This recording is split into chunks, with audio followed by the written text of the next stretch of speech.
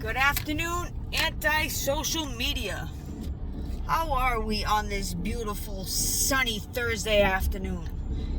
So today we have Thursday, June 9th, and welcome to the very first episode of Political Road Diaries.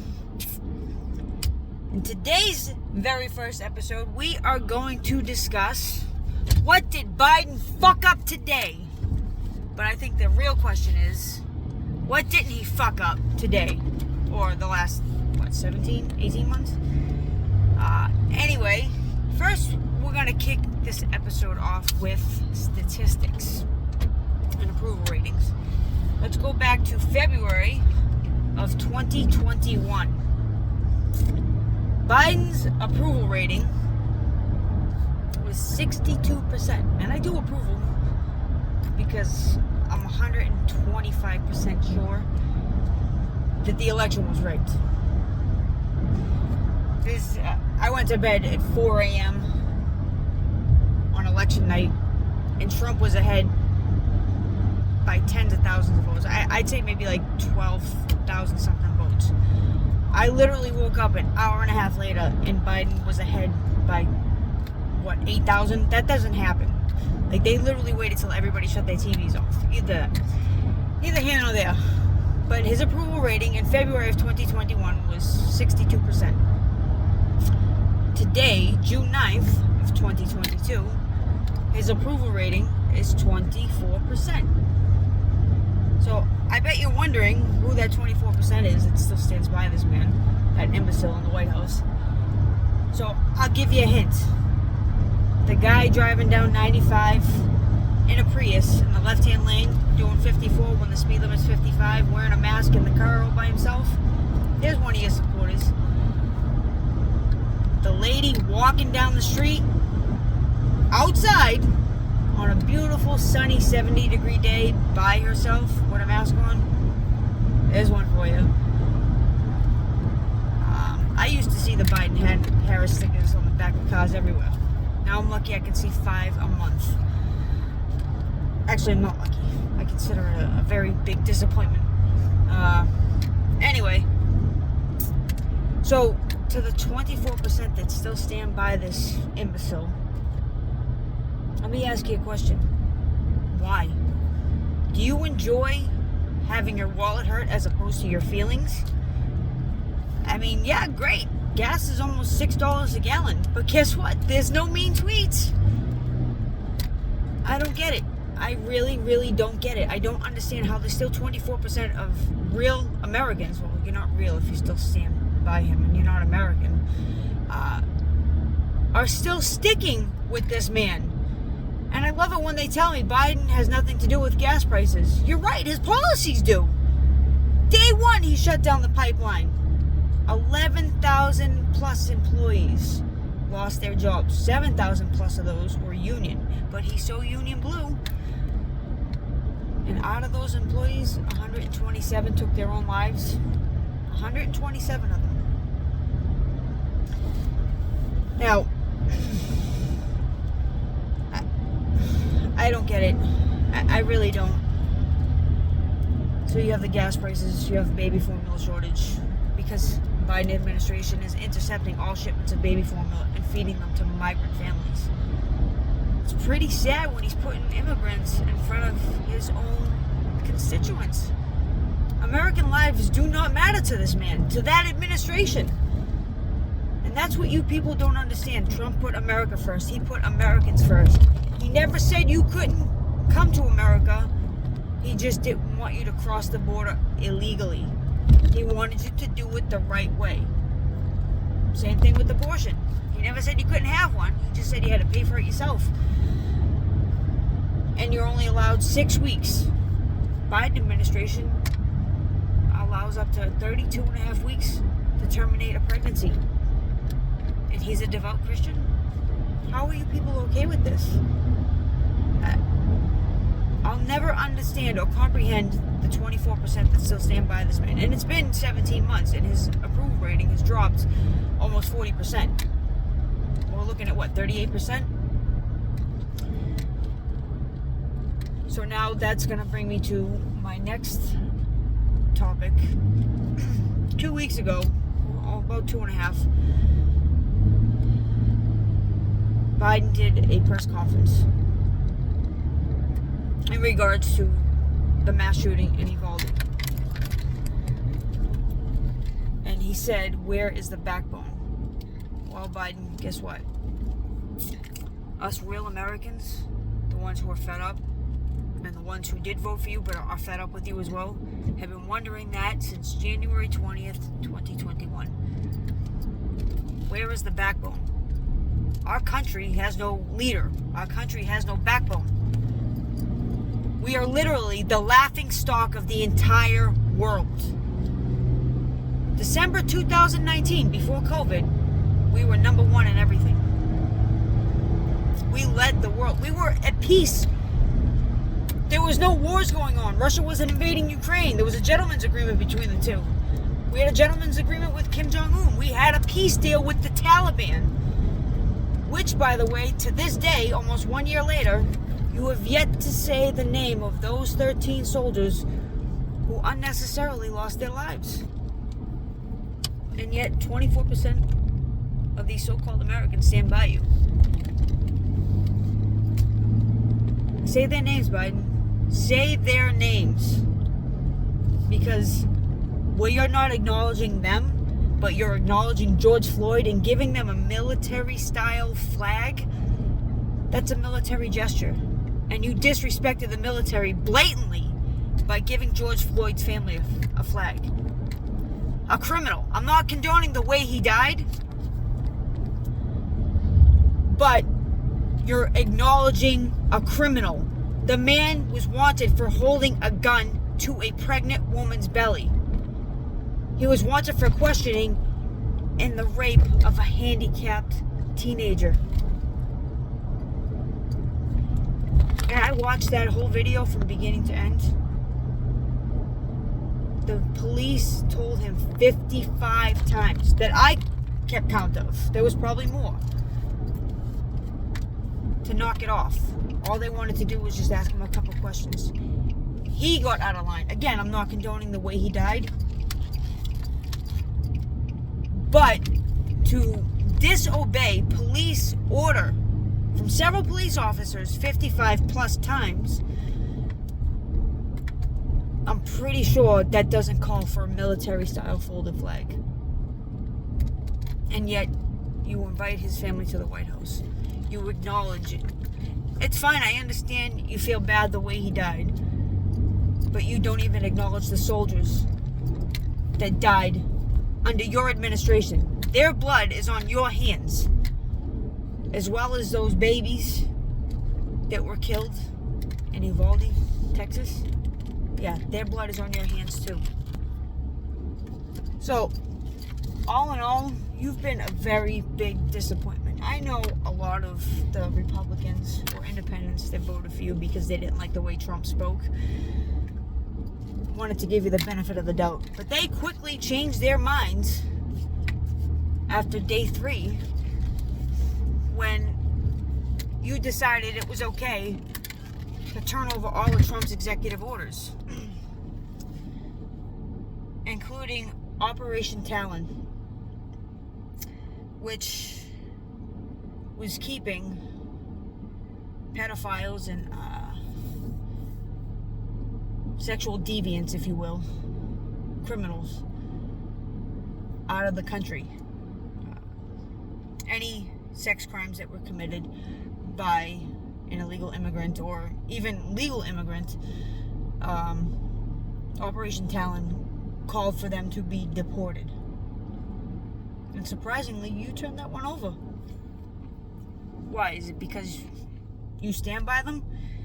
Speaking of which, that judge that you nominated, the Supreme Court judge, who is soft on child pornography sex crimes, it makes me question your mentality and where you really stand with child pornography, because it's out there that you love sniffing children. I'll never understand why these 24% still stand by you between the gas prices, the missing baby formula that you're intercepting to feed immigrants, the empty shelves. Do you know it costs almost $20 for a gallon of milk, a loaf of bread, and a half a dozen eggs? How are you 24% Americans still okay with that? I know one thing. Us real Americans, us red-blooded Americans that don't want to take no shit, we're a little fed up. We've had enough. Because we, the people, is about us. Not about you, not about your administration, not about your Senate.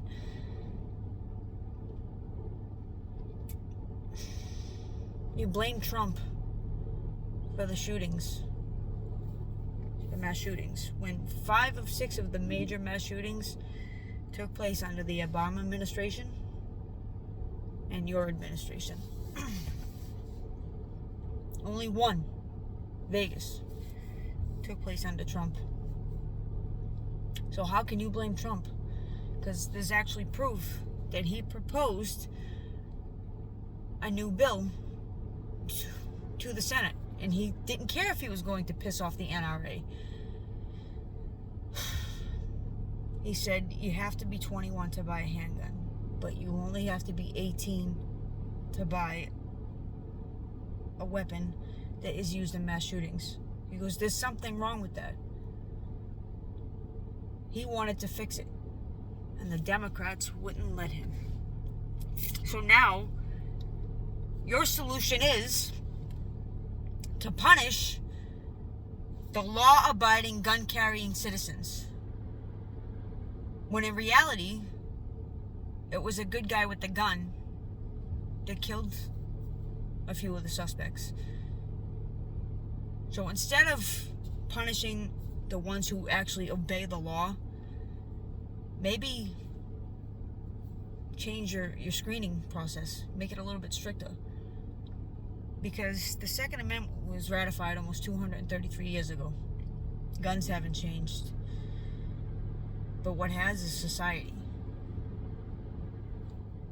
Parents, which would be your supporters, that are raising their children like this, are raising their children in a glorified cupcake society. They're raising their children to think it's okay to whine and kick and cry and pull a temper tantrum if you don't get your way. They're raising their children to be bullies. And in turn, the ones who were raised to think they can get away with anything come back with weapons after those bullies because they can get away with it. That's how they were raised. So again, it's not guns that have changed, it's society. So I suggest maybe instead of punishing the ones who do obey the law, which is 98% of the Second Amendment supporters, maybe 99%, change your screening process. Make it a lot more strict. Instead of 18, make it 25. Because Trump wanted to do this. But your Democratic Senate opposed it. Kind of tabled it. Tabled the issue, I would say. Because why? You wanted the credit? Doesn't make sense. You and Obama could have prevented this 16 years ago? No. 14 years ago. My dates are a little off because I'm a little pissed off that people still stand by you. So, again, change your screening process. Make it stricter. Yeah, allow the AR-15s to be sold, but not at the age of 18. At the age of 25. Even better, Trump announced his soft candidacy, his soft campaign. He launched that already. So I got an idea. You just sit back and do nothing like you've been doing for the past 47 and a half years. Because after seeing what you've done in government for 47 and a half years, I'm kind of glad that you're not doing anything now but making things worse. Let's go back to the gun thing. Because you're pissing me off. There's plenty of unemployed veterans out there who would give anything to get a job in a school and protect the children in the school. Instead of treating immigrants better, treat the veterans better. They deserve it more than the immigrants that you're inviting across the border. I'll go back to that in a second. But there's a couple solutions before you try and change things. Before you try and basically nullify the Second Amendment. Before you punish the law-abiding, gun-carrying citizens. There's a few things that you can change before you punish the good ones. It's like a drunk driver getting in his car after having a few cocktails and killing somebody. Are you going to take away cars from all the good people? Or a little punk kid in a school that wants to write "fuck you" on a piece of paper with a pencil. Are you going to punish all the kids who don't write "fuck you" with a pencil and take away all their pencils? Or a 22-year-old kid who'd rather look at his phone than pay attention to the road, that happens to go off the road and kill somebody?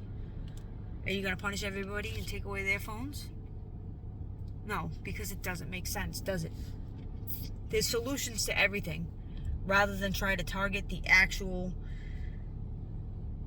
product behind the cause. As far as the texting and driving thing, you can put a chip inside a car so you can't text. As far as guns, you can increase your screening, make it a lot more strict, hire unemployed veterans, the thousands and thousands that exist, to protect the school and the children, because they'd have no issue with that. But they can clearly see that you're treating the immigrants better. As far as drunk drivers, there's a few solutions to that, but I don't want to give you all the answers, because you, as the United States president, are supposed to figure out all of this on your own.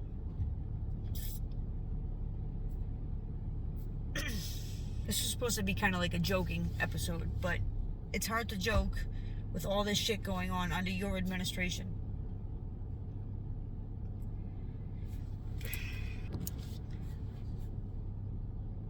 So my main thing is, to the 24% that still stand by this man, midterm elections are coming up. Trump launched his soft campaign.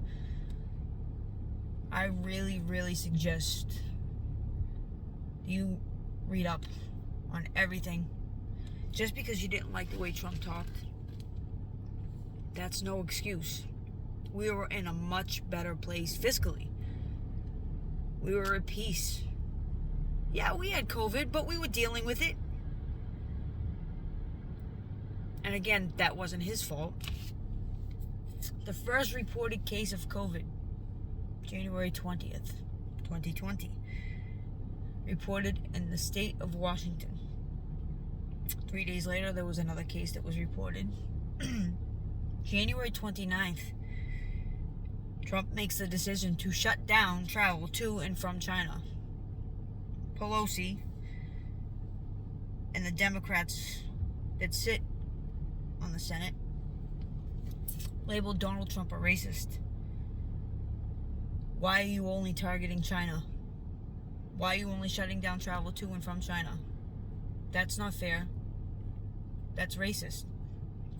Well, it's really not, Pelosi, because the virus came from China. It was originated in a Wuhan lab. Matter of fact, Dr. Fauci funded the Wuhan lab. And you're best friends with him. So, tell me. Oh, not to mention, 2 weeks before all that, you bought shares in Amazon. You and your husband. So, don't tell me you didn't know it was coming. Anyway, he shut down the country, labeled a racist by Pelosi and most of the Democrats on the Senate. Within 10 days' time, it had spread from coast to coast, from border to border. It was across the country, and it spread like wildfire. Pelosi then says to Trump, "Why didn't you shut down travel sooner?" Bitch, you just called him a racist for shutting it down 9 days after the first reported case. Make up your damn mind. You can't have it both ways.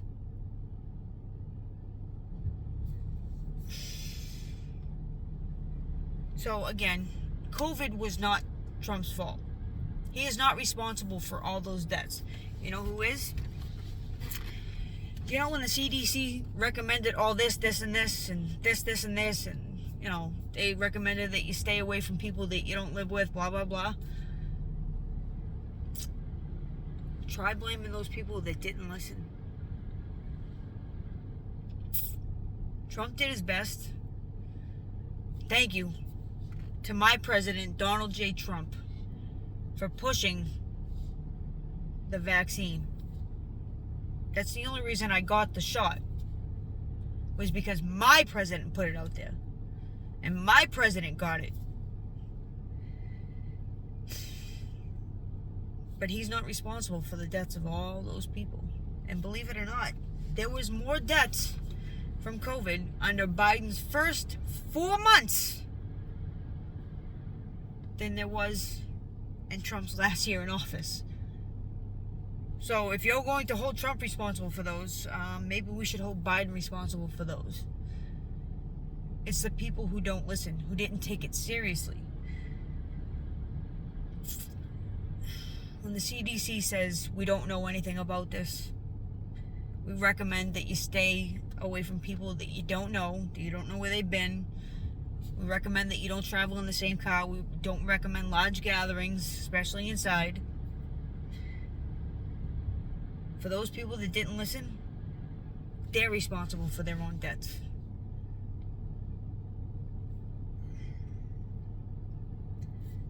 I don't know what else to say, but I'm pretty sure the people that voted for Biden that are now wanting Trump back, they can clearly see what is going on in the country. They can clearly see that they don't want $7 a gallon for gas or $10 a gallon for diesel. They rather have their feelings temporarily hurt because they'll heal from that, but they're not going to heal from a hit to the wallet. I mean, you got to make a decision when it comes to filling up your gas tank. Do I fill up my gas tank to get to work, or do I feed my family? It's pretty sad when you can only throw in $25 and you only get a quarter of a tank, if that. And it's so bad that they actually just opened up a new national suicide prevention hotline. Pound 988. But they're not ready for all the calls that are ready to be incoming, because obviously the government knows something that we don't. So if they're prepping for something like that, what's coming? $10 a gallon?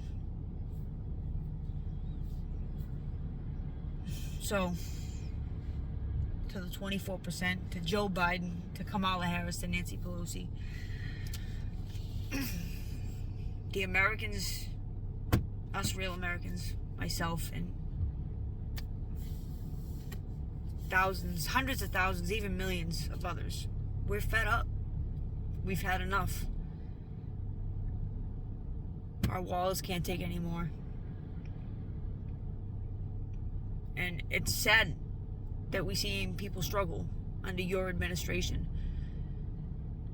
They say Democrats run the country best. It's been proven that a businessman can run the country better than a politician.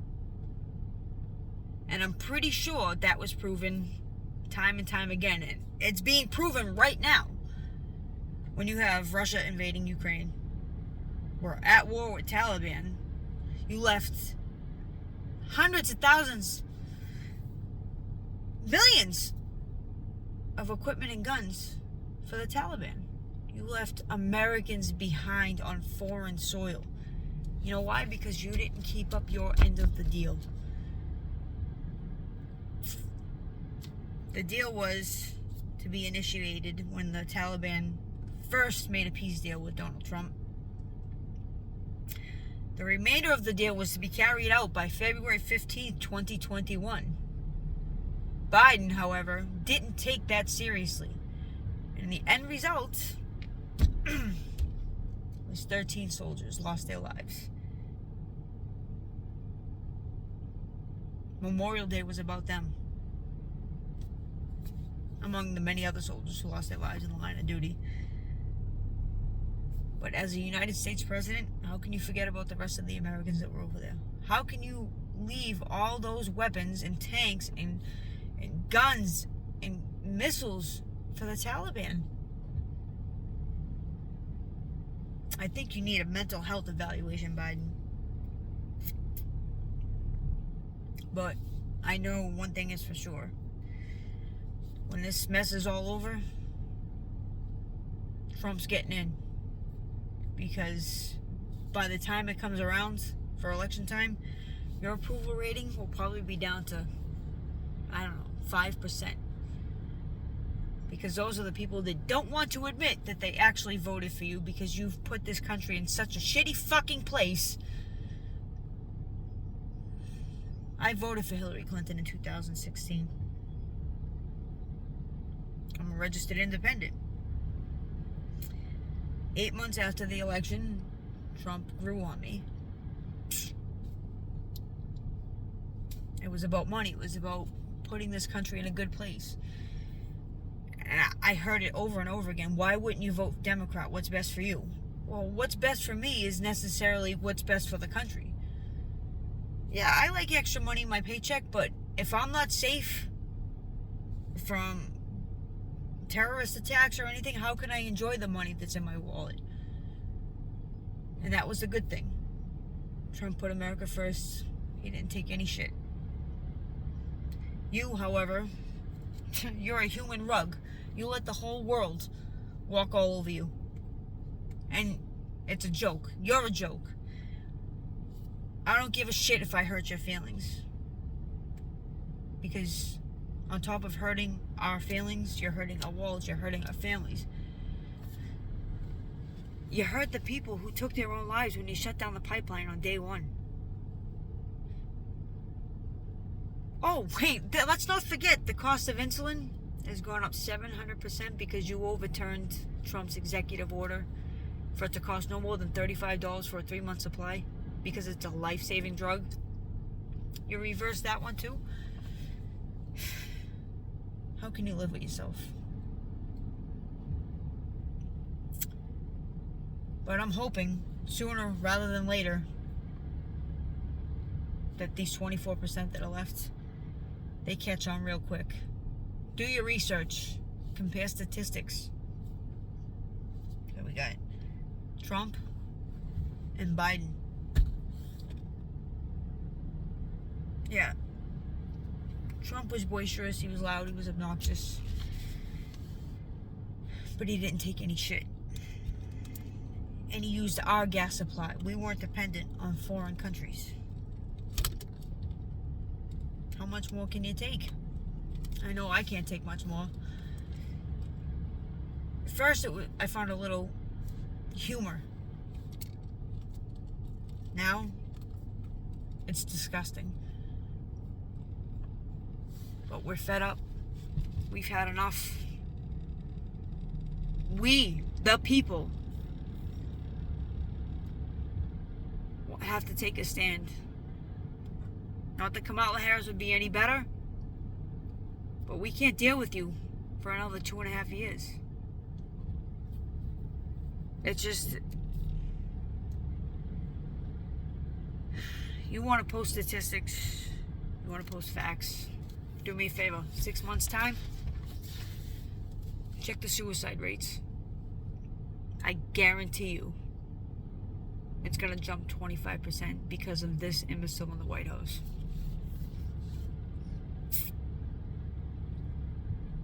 With the midterm elections around the corner, do your research. We need to get back to being great again.